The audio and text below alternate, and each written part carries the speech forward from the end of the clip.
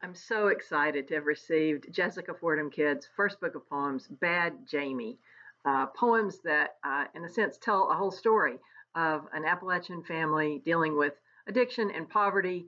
Uh, there's also a lot of love, a lot of beauty, and caring that lasts even beyond death. These are often very realistic poems, but they're often very magically realistic poems as well. I'm looking forward to reading through the entire book, and I picked out one poem called Sweet Taste that I hope will give you a taste of how this book reads and the flavor of it. Sweet Taste.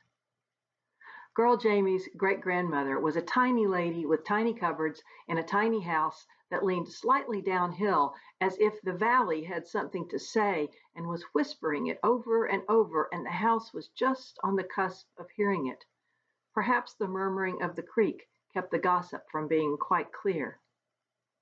When she asked sweetly and opened her eyes just a bit wider, girl Jamie coaxed her great granny into making chocolate pudding just for her and then letting her eat it right straight from the cooking. The warm cocoa taste was an angel in the mouth, and girl Jamie couldn't even cuss her daddy for a day after eating it. Great Granny spooned it warm into cut glass dishes and let a teaspoon be already holding the first steamy bite. Great Granny narrowed her eyes as she watched girl Jamie swallow and swallow again and ting the spoon against the glass until there was no more pudding but the brown shadow of a pudding that used to be. When girl Jamie went back to the porch, as she always did, Great Granny ran her finger around the dish and licked it clean like a cat would.